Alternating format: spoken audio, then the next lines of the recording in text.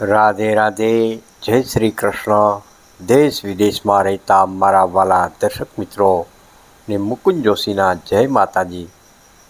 એક નવા વિડીયો સાથે ભક્તિ વેદિકા યુટ્યુબ ચેનલમાં આપનું હૃદયથી સ્વાગત છે. આજે જોઈશું આપણે 2026 મીન રાશિ. મીન રાશિના નામાક્ષર છે દ, ચ, ઝ તેમજ થ. તેમનું વાર્ષિક રાશિફળ, પરિવર્તન અને પ્રગતિનું વર્ષ. મીન રાશિ એ જલ તત્વની રાશિ છે, જેનો સ્વામી દેવગુરુ બૃહસ્પતિ રહેલા છે. વર્ષ 2026 તમારા માટે માત્ર એક વર્ષ નથી, પરંતુ એક એવો સમયગાળો છે જે તમારી વિચારધારા અને જીવનશૈલીમાં મોટું પરિવર્તન લાવશે. સામાન્ય ભવિષ્ય તેમજ ગ્રહ ગોચર. વર્ષના પ્રારંભમાં શનિ મહારાજ તેમજ ગુરુ મહારાજની બદલાતી ચાલ તમારા આત્મવિશ્વાસની કસોટી કરી શકે છે. જો કે એપ્રિલ મહિના પછી જ્યારે ગુરુ મહારાજ તમારી રાશિ પર કૃપા દ્રષ્ટિ વરસાવશે, ત્યારે અટકેલા કામોમાં ગતિ આવશે. આ વર્ષે તમે ભૌતિક સુખ સુવિધાઓ કરતાં માનસિક શાંતિ તેમજ આધ્યાત્મિક ઉન્નતિ તરફ વધુ ઝુકાવ અનુભવશો. જૂની સમસ્યાઓનો ઉકેલ આવશે તેમજ નવી તકોના દ્વાર ખુલી શકશે. કારકિર્દી, વ્યવસાય તેમજ નોકરી. વ્યવસાયિક દ્રષ્ટિએ 2026 એ સ્થિરતા અને વિસ્તરણનું વર્ષ બની રહે છે. નોકરિયાત વર્ગ, જો તમે લાંબા સમયથી પ્રમોશન કે બદલીની રાહ જોઈ રહ્યા છો, તો મે મહિનાથી ઓગસ્ટ મહિના વચ્ચે સારા સમાચાર તમને મળી શકે છે.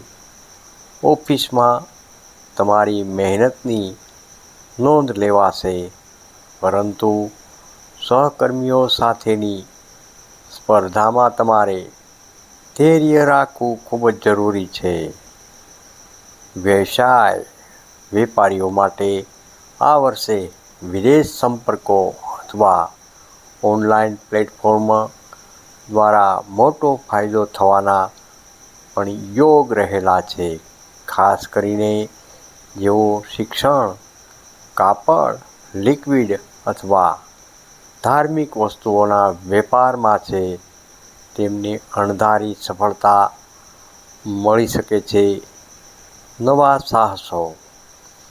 વર્ષના મધ્યમાં નવું સ્ટાર્ટઅપ શરૂ કરવા માટે સમય ખૂબ જ સાનુકૂળ રહેલો છે. આર્થિક સ્થિતિ તેમજ રોકાણ. આ વર્ષે તમારી આર્થિક ગાડી પાટા પર રહેશે, પરંતુ બિનજરૂરી ખર્ચ સામે સાવધાની રાખવી અનિવાર્ય છે. આવકના સ્ત્રોત.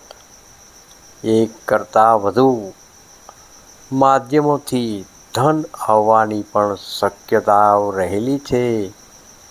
પૂર્વજોની મિલકત અથવા જૂના રોકાણમાંથી વળતર મળી શકે છે. ખર્ચ. માંગલિક પ્રસંગો, ધાર્મિક યાત્રા કે ઘરના રિનોવેશન પાછળ મોટો ખર્ચ થઈ શકે છે. રોકાણ. શેરબજાર કે સોનામાં રોકાણ કરતા પહેલાં બજારની સ્થિતિ તપાસવી હિતાવહક છે. ઉતાવળમાં કરેલું રોકાણ નુકસાન પમાડી શકે છે. પ્રેમ, લગ્ન અને કૌટુંબિક જીવન. સંબંધોની બાબતમાં આ વર્ષ લાગણીઓના સંગમ સમાન રહેલું છે. પ્રેમ સંબંધ પ્રેમી પંખીડાઓ માટે આ વર્ષ લગ્ન ગ્રંથિથી જોડાવા માટે શ્રેષ્ઠ રહેલો છે. એકબીજા પ્રત્યેનો વિશ્વાસ વધશે. દાંપત્ય જીવન સાથી સાથે નાની મોટી તકરાર પણ થઈ શકે છે, પરંતુ પરસ્પર સમજદારીથી સંબંધો વધુ મધુર બનશે. સંતાન પ્રાપ્તિની ઈચ્છા રાખતા દંપતીઓ માટે વર્ષના અંતિમ મહિનાઓ અત્યંત શુભ રહેલા છે. પરિવારમાં કોઈ વડીલની તબિયત ચિંતાનું કારણ બની શકે છે, પરંતુ ભાઈ બહેનોનો સંપૂર્ણ સહયોગ પ્રાપ્ત થશે. આરોગ્ય તેમજ માનસિક સુખાકારી. શરીર એ જ સંપત્તિ છે, તે મંત્રને આ વર્ષે અનુસરવો પડશે. શારીરિક સ્વાસ્થ્ય. વાયુ તેમજ પાચન સંબંધિત સમસ્યાઓ પરેશાન કરી શકે છે.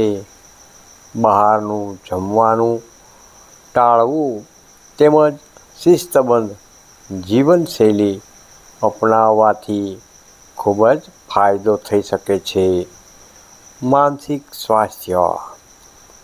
વધુ પડતા વિચારો ઓવર થિંકિંગ ને લીધે અનિદ્રાની સમસ્યા પણ થઈ શકે છે. રાત્રે સૂતી વખતે ધ્યાન, મેડિટેશન કે ઓમકારનો નાદ કરવો ખૂબ જ તમારા માટે હિતાવહક છે. ભાગ્યશાળી વિગતો અને વિશેષ ઉપાય જોઈએ. તમારા ભાગ્યને વધુ બળવાન બનાવવા માટે નીચે મુજબના સૂચનો ખાસ અનુસરો. શુભ વાર જોઈએ તો ગુરુવાર. ગુરુ મહારાજની કૃપા માટે તેમજ સોમવાર માનસિક શાંતિ માટે શુભ રંગ કેસરી, હળવો પીળો તેમજ સફેદ. શુભ અંક જોઈએ તો 3, 7 તેમજ 9. અચૂક કરવાના ખાસ ઉપાયો.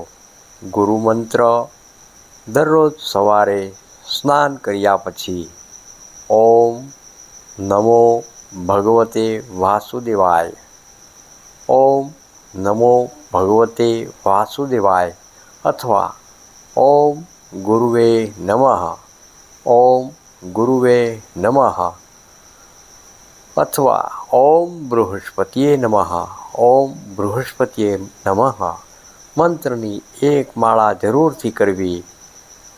દાન.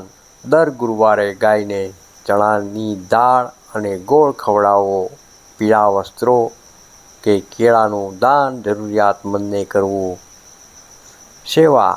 ઘરના વડીલો અને ગુરુતુલ્ય વ્યક્તિઓના આશીર્વાદ પ્રાપ્ત કરવા, જે તમારા માટે સુરક્ષા કવચ સમાન સાબિત થશે. પ્રિય દર્શક મિત્રો, નિષ્કર્ષ ભાવ. વર્ષ 2026 મીન રાશિના જાતકો માટે ધીરજની કસોટી તેમજ સફળતાની મંજિલ લઈને આવ્યું છે. નકારાત્મકતા છોડી હકારાત્મક અભિગમ સાથે આગળ વધશો તો આ વર્ષ તમારા જીવનનું યાદગાર વર્ષ બની રહેશે. આશા છે કે આ વિસ્તૃત રાશિફળ તમને આગામી વર્ષનું આયોજન કરવામાં ખૂબ જ મદદરૂપ થશે. જો તમને આ માહિતી ગમી હોય તો તમારા મિત્રો અને સ્નેહીજનો સાથે અવશ્ય શેર કરો. રાધે રાધે. જય શ્રી કૃષ્ણ. તમને આ વિડીયો ગમ્યો હોય તો લાઈક જરૂર કરો, શેર જરૂર કરજો અને ભક્તિ વેદિકા યુટ્યુબ ચેનલને સબસ્ક્રાઈબ કરવાનું ભૂલશો નહીં અને